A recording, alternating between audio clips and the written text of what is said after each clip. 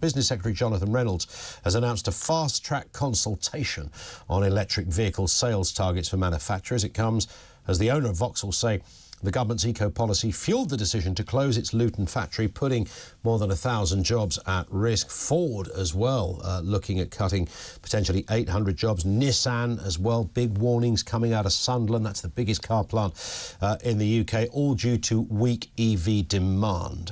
In a moment, we'll get a word from Anna Krajinska, UK Director of Transport and Environment. But first, Lord Craig Mackinlay, Chair of the Net Zero Scrutiny Group. How are you doing, Craig? Nice to have you with us. Yeah, good to be here, Ian. Really important topic. Indeed. I mean, it's extraordinary, isn't it, that, you know, we have this curious sort of, I don't know if you call it a standoff or what it is, but, you know, Mr Reynolds, the Business Secretary, is saying, well, you know, I'll meet with you guys, but we're not changing any targets here. Well, absolutely. I mean, those jobs are lost on the altar of net zero. It's absolutely obvious, and I'm afraid there's more to come. We've lost Virgin steel manufacturer from blast furnaces in Port Talbot.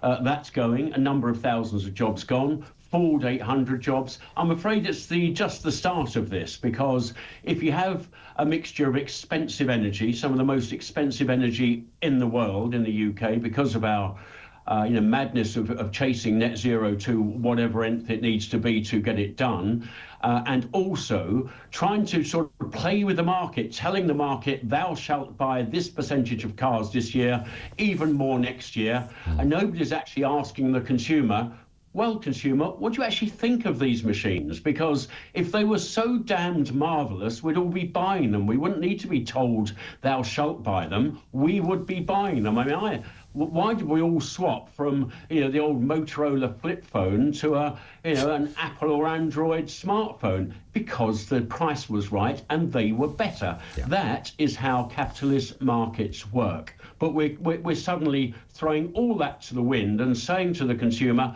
oh, no. You can't buy the vehicle you want. You will buy one of these EV machines. Now, I've got friends who are mad enough, seduced enough to actually buy an electric vehicle.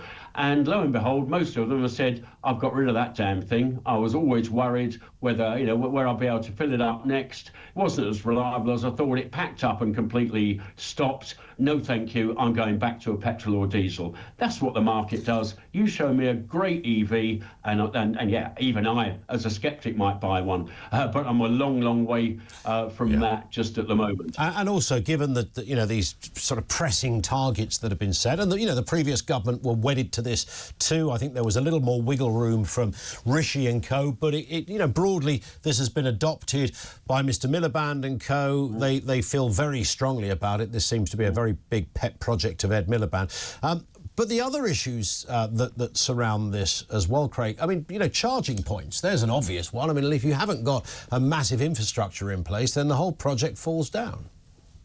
Well, it does indeed. And, even if you are lucky enough to find a charging point that's free, you will be paying up to 80 pence a kilowatt hour for that power. Which actually puts it, multiple times more expensive than petrol or diesel. It might work if you're lucky enough to have a driveway and you've got an overnight cheap tariff and all the rest of it.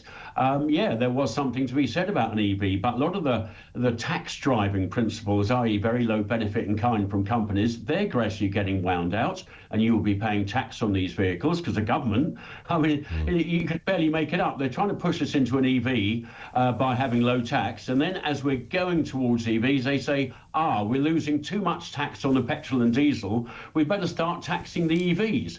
I mean, dear old Sadiq Khan, who I don't think I feature on his Christmas card list, and he's not on mine, but he's now introducing congestion charge on electric vehicles. That was not meant to be the plan, was it? It was meant to be, if you're all good boys and girls and get into one of these, zero emission, well, not zero emission, the power's got to come from somewhere. Most of it's actually powered by gas-powered electricity, but that's just a mere technicality for another day. Indeed. But if you're all good boys and girls, you'll get free motoring in London. Oh no, because he wants the money to fritter away on other TfL projects. I'm afraid it's all about tax, it's all about control, and I'm afraid bucking the market doesn't work for very long. Now, I really feel for Vauxhall. They've been a dedicated manufacturer in this country. They're very much the backbone of the Luton economy and much loved.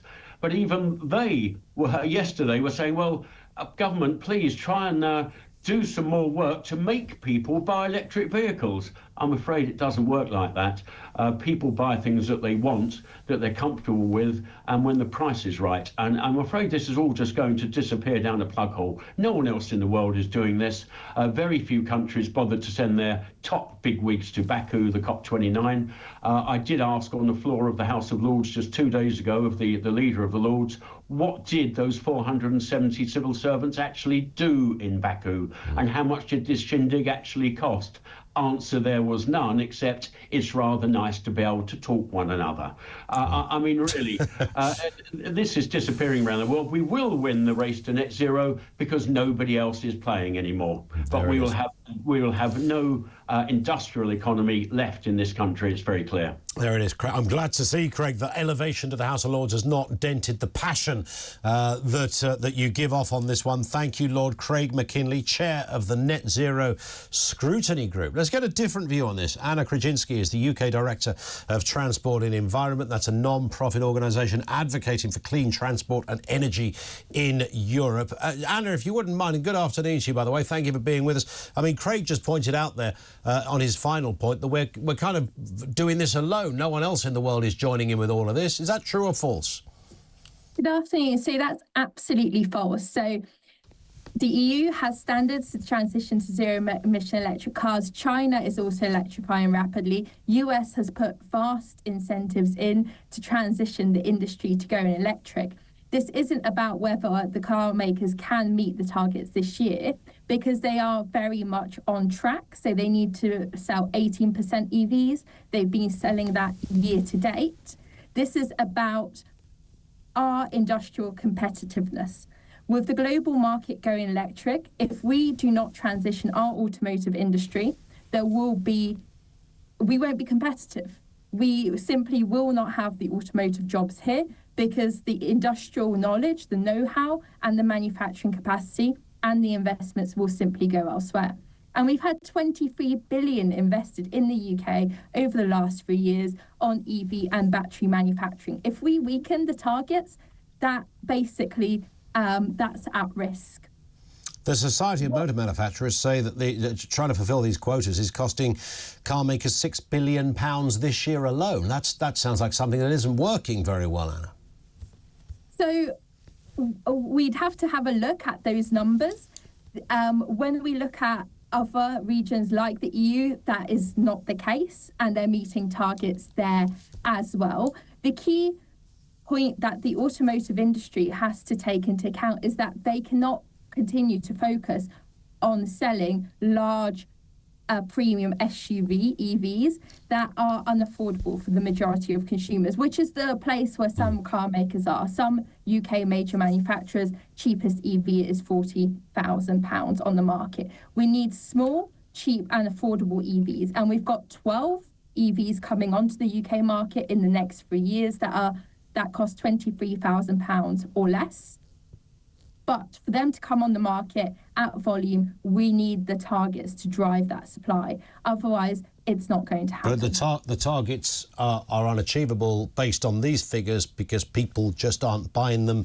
And even 23,000 for a new car, you know, there's a downturn economically that is still with us. The cost of living crisis hasn't gone away, Anna. I mean, this is just unrealistic, isn't it? I mean, most people support the idea, I think, of who doesn't want a cleaner environment? You know, everybody wants a cleaner environment. Everybody wants to think, you know, we can drive around and not pollute anything.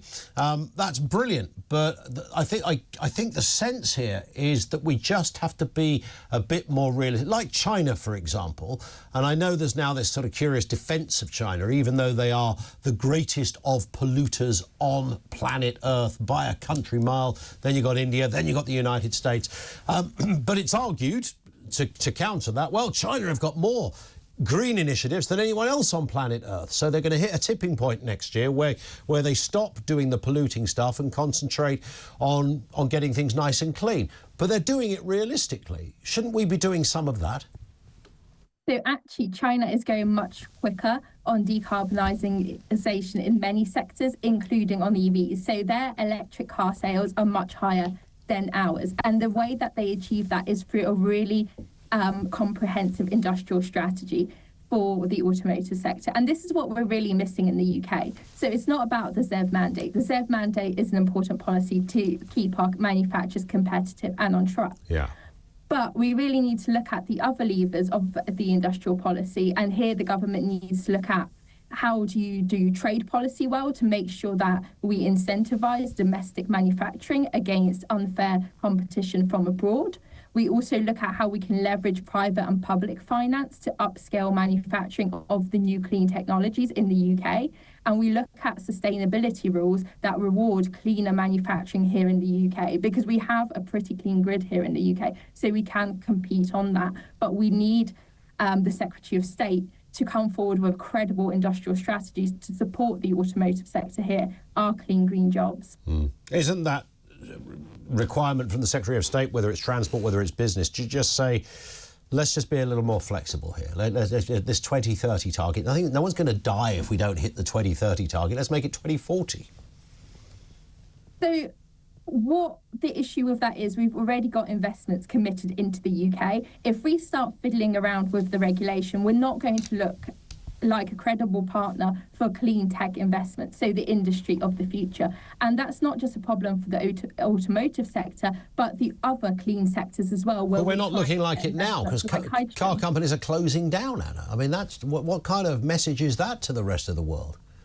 So when we look at what's happening, for example, in Luton, so Stellantis have vast overcapacity across Europe in terms of manufacturing. So their utilisation of their factories is at about 56%. So this is rather due to Stellantis looking at how they can make their operations more efficient rather than the ZEV mandate itself. And if we want to keep jobs long-term in the UK, we have to go where the market is going and globally, and that really is electric. 80% of our vehicles are exported. So if we're not ready for that electric transition, if we don't have the technology, the know-how, the really great automotive products, we're just not going to be able to compete. There it is. Anna, thank you very much indeed for your time. Anna Krajinska, UK Director of Transport and Environment. I wonder, though, how many of those electric cars are made here, innovated here. Some are, but the smart money would say that China will be the powerhouse of the electric vehicle. You've got Germany and Audi, BMW and the like that clearly dominate and have that particular market in so many areas. I don't think that's going to change. Yes, we do well, and it's been a good industry for us. Maybe not as good as it once was. I'm sure somebody might correct me on that, but that's certainly how I'm reading the car industry.